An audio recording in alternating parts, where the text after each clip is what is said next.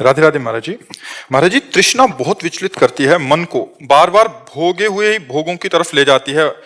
उतनी बार राधा कृष्ण की तरफ ले जाने के लिए क्या करें? बार बार जैसे उधर हमने तो एक ही बात पकड़ी है, भगवान से रोकर प्रार्थना करना और खूब नाम जप करना। हमारे हर प्रश्न का उत्तर नाम जप मिलेगा, क्योंकि इसके बिना कुछ नहीं होता है। अध्यात्म की नींव है नाम जप, अध्यात्म की पूर्णता है नाम जप, और अध्यात्म का मध्य है नाम जप। नाम जप के बिना कुछ नहीं होता बच्चा। और भगवान से प्रार्थना करो कि भोगे हुए विषय की जो आकर्षण वृत्ति है प्रभु से छुटा दो, तो भगवान उससे छुटा देंगे। और नाम जब तक नहीं होगा तुम्हारे पास नाम रूपी धन, तब तक प्रार्थना भी नहीं सुनी जाती है, भी ध्यान रखना। हम तुम्हें अंदर की बात बता रहे हैं, जैसे हजारों प्रार्थना करते रहते हैं, वहां वैसे नहीं। पावर चाहिए, पावर। नाम जप का पावर पुकारो, अभी बात तुम्हारी हो जाएगी भगवान से, अभी बात सुन लेंगे। नाम जप करो, ठीक है। पवित्र भोजन, नाम जप और उसके प्रति दोष दर्शन। हम कहते हैं तुम डायरी लेके बैठ जाओ, हमारी बात को लिखो। कोई भी भोग अगर तुम्हें नाम जप करते हुए सुख दे तो हमें बता देना, पर नाम ना छूटने पावे। हर भोग को भोगते समय डायरी रख लो और नाम जपो, राधा राधा राधा राधा राधा राधा राधा राधा, सांस ना टूटने पावे, राधा राधा राधा राधा। अब भोगो हर इंद्री का विषय, और फिर डायरी में बताओ लिख के कि कौन सा सुख तुम्हें मिला, क्योंकि प्रकाश है तुम्हारे साथ नाम का, तो हर झूठा सुख तुम्हें झूठा लगेगा। जब तक अज्ञान है तब तक लगता है यार इसमें बड़ा मजा है, बड़ा सुख है, बड़ा आनंद। नहीं है, किसी में नहीं है। आप देखो ना, अगर सुख है तो प्रथम जो ही तुम उसको भोगा, चाहे भोजन हो कुछ भी हो, तो अब उसको और सुख बढ़ना चाहिए। लेकिन हर कवल में भोजन का भाव कम होता चला जाएगा, आखिरी में नहीं थोड़ी खीर ले दी, नहीं अब हमें नहीं चाहिए, ऐसे नहीं बोल पड़ेगा। नहीं क्यों भाई, बहुत अच्छी चीज है, बहुत स्वाद, नहीं बोले अब नहीं। तो सुख कहां था? और भगवदानंद में अगर ऐसे कभी कोई कह दे तो हमें बताना। भगवदानंद में तो नवम नवम और पीते चले जाओ और आनंदित होते चले जाओ। क्या सुख है। रुपया इसलिए अच्छा लगता है कि विषय सामग्री मिलती, विषय सामग्री इसलिए लगती कि शरीर हष्ट पुष्ट, कपड़ा लत्ता, गाड़ी घोड़ा। लेकिन सबका उद्देश्य क्या है? काम सुख। अंदर से देख लो, है ना।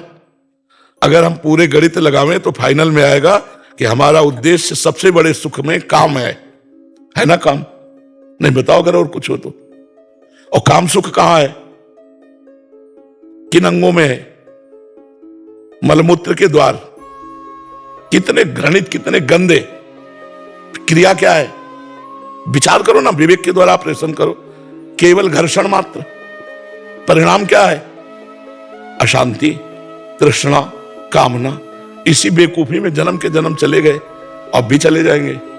बाहरी आकर्षण चमड़े का, जैसे एक रेशमी थैली हम निकालें, बढ़िया चमचमाते, तुम्हारे सामने उसमें विष्ठा भरे, मल समझते ना, और ऊपर से पैक करके इत्र डाल दे, आलिंगन करोगे उसका?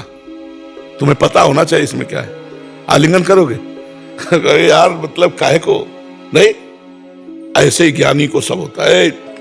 ये है मलाशय, मूत्राशय। यहां ऊपर से चमड़े की थैली चिकनी है और अंदर मलमूत्र भरा हुआ है, और उसी के द्वार है, उसी से निकले हैं, उसी में पले हैं, और फिर उसी में जाने का उपाय कर रहे हैं। क्या है खास बात? खास बात क्या है हमें बताओ। कौन सी खास बात है? कहां खास बात है?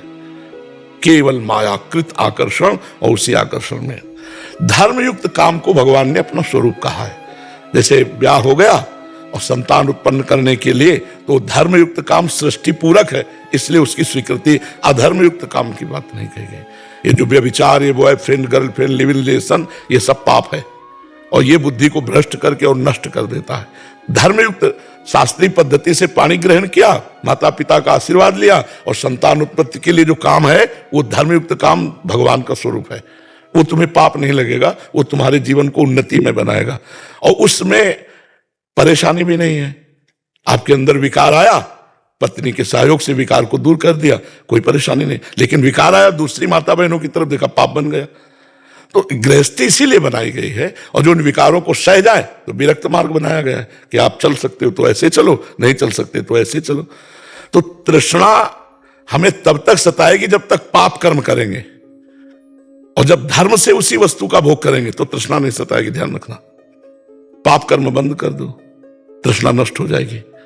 नाम जप करो और जरा विचार करो कि है क्या, क्या है, कहाँ क्या है। जब गौर से विचार करो तो लगता है यार कैसा झूठे खेल में फंस गए हम, कैसे हम इससे निपटे। जैसे बच्चा कह रहा मैं छूटना चाहता हूँ, कहीं ना कहीं वो पवित्र हृदय हुआ है तब वो छूटना चाहता है कि मुझे संसार से भय लगता है, मैं छूटना चाहता हूँ। जैसे आप कह रहे हो मैं तृष्णा से बचना चाहता हूँ, कहीं ना कहीं सत्संग ने आपके हृदय को पवित्र किया, अब वो पवित्र हृदय भरभरा रहा है, भागना चाहता है इस तृष्णा से। तो नाम जप करो, पाप कर्म छोड़ो, पवित्र भोजन करो और विचारवान बनो। विचारवान ही निकल सकता है, नया विचारी तो।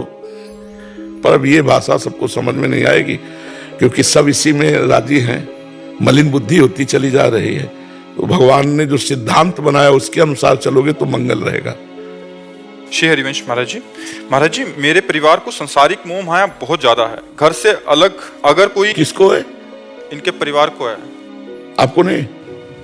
महाराज जी आपको सुन के यार सुन के बात अलग है, जीवन में उतारना बहुत कठिन है।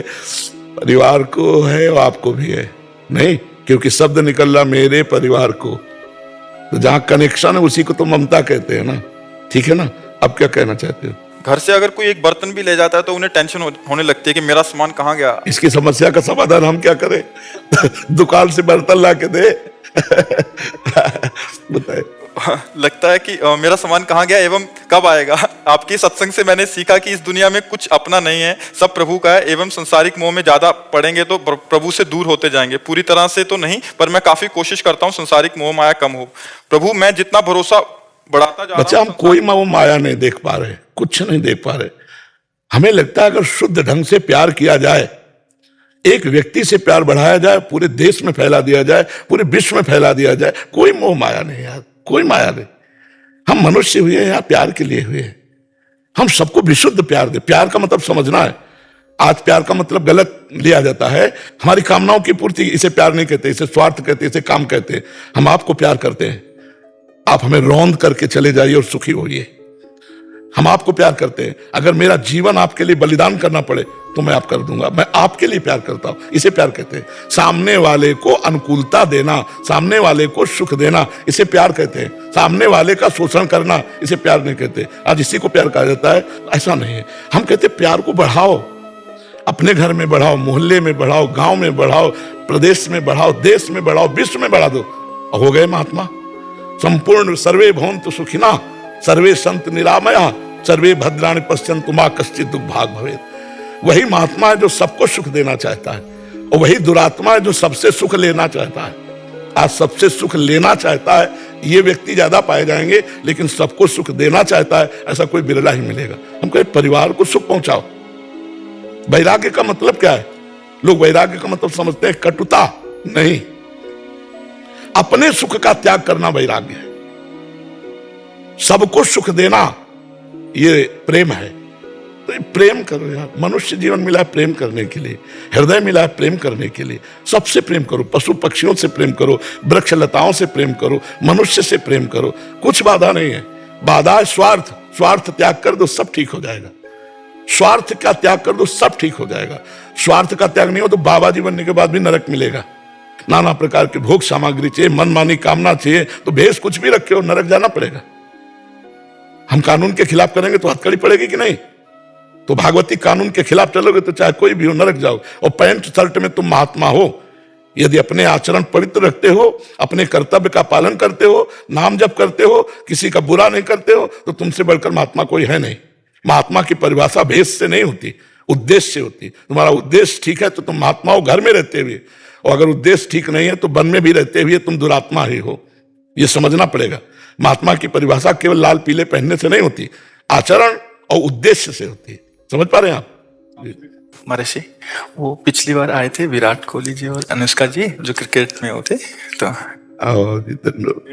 वो आपका सत्संग सुनते हैं। ठीक हो आप? मन प्रसन्न है? ये इस सखी को दे दो। ये विराट को दो। और इस सखी को बरसाने की छोटी चुनरी ले आई। पिछली बार जब हम आए थे तो मन में कुछ सवाल थे और मुझे लगा कि पूछूंगी, लेकिन जो भी बैठा था वहाँ पे उन सबने कुछ ना कुछ वैसा सवाल कर लिया था। और जब आपके पास आने का यहाँ पे हम बात कर रहे थे मनोज जी से, और फिर मैं आपसे मन ही मन बात कर रही थी कि कुछ जो सवाल मेरे आ रहे थे, अगले दिन मैं एकांतिक वार्तालाप खोलती थी और कोई ना कोई वो सवाल पूछ रहा होगा। श्री जी वो व्यवस्था कर देती है। महाराज जी आपका सत्संग सुनते हैं रोज और कहते हैं अपने जीवन में उतारने का प्रयास कर रहे हैं। महाराज जी एक इसमें था, आप अध्यात्म मार्ग के पथिक हैं और जीवन भर आपने प्रेम मार्ग और ज्ञान मार्ग में चरम सीमा प्राप्त की। आप एक सांसारिक जगत में अपनी मेहनत से या अपने कर्मानुसार उच्चतम वो प्राप्त किया। अब इसमें सबसे बड़ी बात देखो, हम साधना करके लोगों को प्रसन्नता दे रहे हैं, प्रसन्नता ही तो दे रहे हैं, और ये पूरे भारत को प्रसन्नता एक खेल में देते हैं। अगर ये विजयी हुए तो हमारे पूरे भारत में पटाखे छुटाए जाते हैं, पूरे भारत में आनंद मनाया जाता है। क्या इनकी साधना नहीं है? ये भी तो इनकी साधना है। यदि उसे भगवत प्रीत्यर्थ कर देते हैं तो इनके साथ पूरा भारत जुड़ा हुआ है। अगर ये विजय को प्राप्त होते हैं तो अब बच्चा बच्चा भारत का आनंदित हो जाता है। तो इनकी साधना है, ये अपने अभ्यास में रहें, और इनका यही भजन है कि अपने अभ्यास को पुष्ट करें। भले वो खेल है लेकिन पूरे भारत को आनंद प्राप्त होता है इनके विजयी होने पर। अगर हम कहीं किसी कारणवश, तो हमें अभ्यास की पुष्टता पर ध्यान देना चाहिए, हमारे अभ्यास में कमी नहीं होनी चाहिए, और बीच बीच में नाम स्मरण कर लेना चाहिए। तो इनके लिए यही साधना है। अपने अपने लक्ष्य को अगर हम दृढ़ता से निभाएं तो हम अपनी जगह उन्नति को प्राप्त होंगे, और ये अपनी जगह उन्नति को प्राप्त होंगे, और दोनों एक ही जगह पहुंचेंगे। क्योंकि ये परमात्मा के इस विश्व में इस भाव से रह रहे हैं, हम इस भाव से रह रहे हैं। तो सेवा वो भी है और सेवा ये भी है। ऐसा नहीं कि केवल परमात्मा की चंवर डुलाना ही सेवा होती है, अलग अलग सेवाएं होती है। तो इनको भगवान ने खेल सेवा दी है। अगर इस सेवा में प्रवीणता पूर्वक ये संसार को सुख पहुंचा रहे हैं और नाम जप कर रहे हैं, तो ये भगवान की सेवा ही कर रहे हैं। महाराज जी इसमें कभी तो एक सफलता मिलती है, कभी असफलता। हाँ, इसमें थोड़ा गंभीर सफलता रहना में और असफलता में हाँ, इसमें सुख दुखे समय कृत्वा लाभा लाभो जया जयो, भगवान ने इसीलिए कहा है। तो हमारा कभी कभी क्या होता है कि जैसे हम 15-20 लोग एक उसमें हैं, अब कईयों के प्रारब्ध उसमें जुड़े होते हैं। आपके अभ्यास की कमी नहीं है, लेकिन प्रारब्ध उसमें जुड़ा हुआ है।